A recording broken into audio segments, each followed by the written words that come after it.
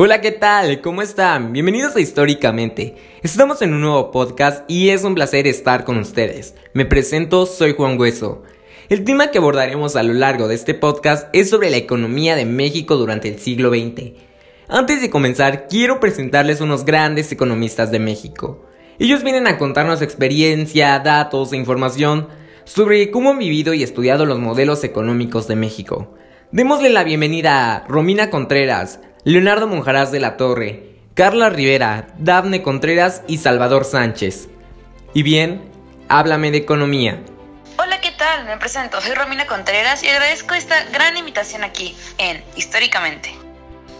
Hola Romina, es un gusto también para nosotros tener a personas como ustedes en este programa. Ahora sin más ni menos, comenzamos. Para ponerlos en contexto, iniciaré hablando sobre cómo era la economía de México antes de que se establecieran y se llevaran a cabo los modelos económicos durante el siglo XX. Pues bien, durante el régimen de Porfirio Díaz, en 1887, se planteó como objetivo central mantener la paz social y política. Díaz, junto con su equipo los científicos, comenzó su proyecto de capitalismo dependiente, el cual consistía en la inversión extranjera que se convirtió en la base económica para el desarrollo del Estado. A causa de esto, la deuda externa se volvió un verdadero dolor de cabeza. Se calcula que para 1911 la deuda incrementó a 823 millones de pesos oro. Sin duda México se encontraba entre la espada y la pared. Así es, Juan, y quiero agregar a lo que estás comentando, que también en este periodo muy importante, la industrialización fue prioridad para la economía, ya que la modernización del campo con la inversión de capitales privados se llevó a cabo con la construcción de vías de comunicación. Hubo una negociación de una deuda para obtener nuevos créditos y la creación de la banca privada como capital extranjero. Efectivamente, y como también me he puesto a investigar para estar a su altura, en realidad los empresarios nacionales no contaban con el capital para comenzar la modernización, por lo que México abrió sus puertas a Inglaterra, Estados Unidos, Francia, Alemania y España. México, sin lugar a dudas, ha estado pasando por grandes problemas. Ahora sí, adentrémonos en el siglo XX. Se implementaron modelos económicos para fortalecer la economía mexicana. Uno de ellos se le conoció como industrialización por sustitución de importaciones. Pues bien, este modelo abarca los periodos desde 1940 hasta 1955, donde se generó tanto riqueza como regulación del mercado. Se caracteriza por el conjunto de políticas económicas y sociales después de la Revolución Mexicana, impulsada principalmente por el entonces presidente Manuel Ávila Camacho y también Miguel Alemán. Exactamente, y sumando a lo que Romina nos está comentando, este modelo se llevó a cabo gracias a la creciente demanda de los bienes mexicanos en la crisis económica del 29, que ocasionó una época de crisis económica, social y política, ocasionando la falta de productos industrializados provenientes de naciones extranjeras. Además, la ONU creó la Comisión Económica para América Latina llamada CEPAL en 1948, con el objetivo de impulsar el desarrollo económico y social. La CEPAL logró sustituir el modelo agroexportador que coloquialmente puede reconocer porque era llamado hacia afuera, por el de sustitución de importaciones también llamado hacia adentro. El gobierno, para impulsar la economía nacional, apoyó por medio de subsidios a la industria, fomentando el crecimiento de la industria ligera de bienes de consumo no duradero, donde sustituyen artículos manufacturados de procedencia extranjera por artículos de la misma naturaleza fabricados por la industria nacional. Es importante mencionarles que el principal objetivo de este modelo era convertir la actividad industrial en un eje económico y buscar la acumulación de capital. Se buscaba cambiar de la economía de la minería a otra donde la industria pudiera proveer del mercado interno. O sea que este modelo a su vez impulsó a que México fuera autosuficiente. Exacto, ya que en 1955 se promulgó la Ley para el Fomento de las Industrias Nuevas y Necesarias, que permitió establecer un importante número de empresas industriales, generando un proceso más rápido de industrialización en el país. Pero cuéntanos, así como toda decisión tiene una consecuencia ya sea negativa o positiva, ¿qué consecuencias tuvo este modelo en México? sin dejar a un lado que como consecuencia de este modelo de México, vivió una etapa de riqueza, logrando autosuficiencia y aumentando la demanda laboral en el sector industrial y de servicios. Pero no solo en el país como tal, sino también en clase media, ya que se implementó la presentación de servicios básicos de educación y asistencia médica. También se incrementaron las obras de infraestructura, principalmente caminos y puentes, como también la creación de diferentes instituciones que prestaban servicios a trabajadores mexicanos, como el IMSS, el Instituto Mexicano del Seguro Social. Y bueno, este modelo sin duda trajo con sí grandes cosas positivas y negativas para México. Ahora quiero hacerles una pregunta y le pediré a Carla Rivera que nos diga, ¿por qué México no siguió con este modelo? ¿O por qué en pleno siglo XXI no adoptamos este modelo? Hoy en día México no puede darse el lujo de cerrar las puertas a otros países, al perjudicar las nacientes industrias nacionales, dificultando el acceso a bienes extranjeros vitales para la producción local. En cierta manera, este modelo truncó el desarrollo de la región. En estas circunstancias, el modelo Easy fracasa definitivamente. La producción doméstica pierde competitividad, se produce un déficit en la balanza comercial, el Producto Interno Bruto desciende y los niveles de pobreza aumentan.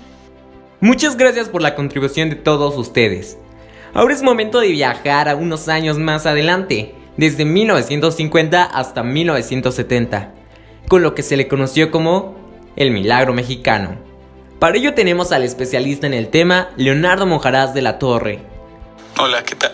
Nuevamente es un gusto estar con ustedes. Y como bien mencionaba Juan, les hablaré acerca del modelo estabilizador, o también conocido como Milagro Mexicano. A partir de 1958 hasta 1970, el estado propicio no económico y en lo social, el crecimiento por la vía de estabilidad, donde el crecimiento del PIB fluctuaba entre el 3% y el 4% anual. Este fue un periodo excepcional, sin duda, en el que se intentó que el consumo interno se concentrara en los productos nacionales, propósito que se acompañó por los temas hay que consumir lo que el país produce, y lo hecho en México está bien hecho. Además, los resultados de esta política fueron positivos. México fue una de las naciones que más creció en promedio de su producción, a solo 6.8 por debajo de Japón y Corea. Así es, Leonardo. A su vez, México se había convertido en un país cuyas manufacturas eran la principal fuente de riqueza, mientras que la agricultura tenía cada vez menos peso en las finanzas. En 1950 a 1970, sectores como el de manufacturas crecieron entre el 4 y el 9% anual. Aunque el país se había industrializado el 21% en los años 50, el 23% en los años 60 y el 30% en los años 70. La producción y la exportación agrícola eran todavía significativas. Pero como bien decías, Juan, todo tiene aspectos negativos. Y al final de este periodo, los precios de garantía de los productos se mantuvieron bajos. Aumentó la población rural, se dio una migración masiva. El proteccionismo mexicano había fomentado una producción industrial muy cara, pero con poca calidad, con niveles más altos de educación, alimentación y salud. El Milagro Mexicano terminó en 1970. A pesar de los avances durante este periodo histórico, la sociedad mexicana empezó a sufrir altos niveles inflacionarios, con un tope de 18%, y la producción industrial alcanzó un límite con la política de sustitución de importaciones.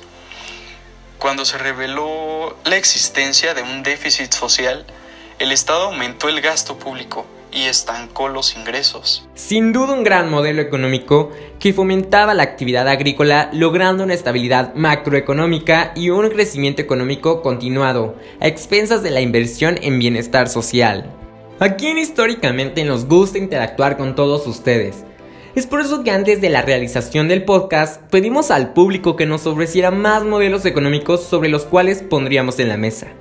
Tuvimos respuestas innovadoras. Uno de los modelos que les interesa saber más sobre él es el de desarrollo compartido. Pues bien, para ello yo he decidido indagar y ofrecerles información. Este modelo de desarrollo compartido se llevó a cabo desde 1970 hasta 1982. El primer periodo se llevó a cabo con Luis Echeverría Álvarez como presidente. En 1975 la producción agrícola se había derrumbado y fue necesario importar una serie de productos, entre ellos el maíz. El endeudamiento externo creció al mismo que la inflación. La diferencia entre exportaciones e importaciones era enorme. Algunos de los objetivos del modelo de desarrollo compartido era aumentar el gasto público, reducir la deuda externa, acabar con la desigualdad social, aumentar la actividad productiva, modernizar a la industria o aumentar las exportaciones. Muchos gobiernos aplicaron planes para solventar la crisis. En el caso de México, para lograr el crecimiento económico, el gobierno se centró en una política de restricción del gasto con el objetivo de frenar la inflación y disminuir el déficit. Sin embargo, como no se aumentó la recaudación tributaria ni los precios de los bienes y servicios públicos, la situación económica se agravó, multiplicándose casi por 10 el déficit del sector público.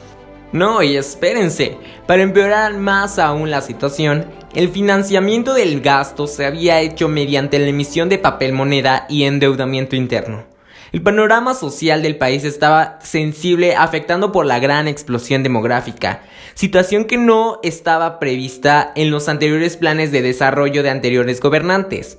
Así pues, existía escasez de hospitales, escuelas, viviendas, servicios públicos y una gran desigualdad en la distribución del ingreso. Para muchos el desarrollo compartido fue una medida de carácter populista que tenía como objetivo principal aliar los esfuerzos del sector campesino y obrero. Como se mencionó anteriormente, el modelo no tuvo los resultados esperados. Existía un control excesivo con respecto a la inversión extranjera, lo cual hacía que ésta disminuyera considerablemente. Ahora otro modelo con el que queremos cerrar es el neoliberalismo. Para ello tenemos a Salvador Sánchez y a Dafne Contreras para poder ofrecernos información. Hola y muchas gracias por habernos invitado. Mi nombre es Salvador Sánchez y junto a mi compañera Dafne Contreras les vamos a explicar sobre el neoliberalismo. El modelo del neoliberalismo surgió en 1982 hasta la actualidad. El modelo económico se había caracterizado por un gran proteccionismo y por el peso del sector público. Y nos preguntaremos, ¿qué busca el neoliberalismo? Bueno, este busca reducir la intervención del Estado en cuestiones económicas y sociales. Aumentar las tasas de interés disminuyendo la inflación, aumentar los impuestos a lo que se consume y reducir los impuestos a lo que se produce. La idea principal es que el sector privado genere la riqueza y que el gobierno no influya en el mercado, solo debe regularlo.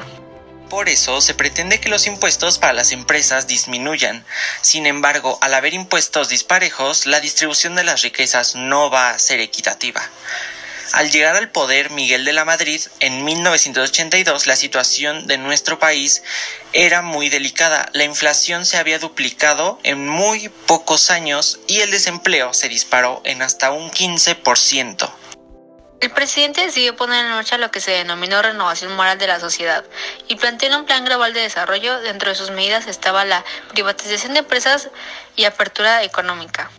Carlos Salinas de Gortari fue el que terminó de implantar el neoliberalismo en nuestro país. Culminó el proceso de privatización y los números macroeconómicos mejoraron. Pero no consiguió que México pudiera salir de la crisis y hasta la fecha el peso continúa devaluándose.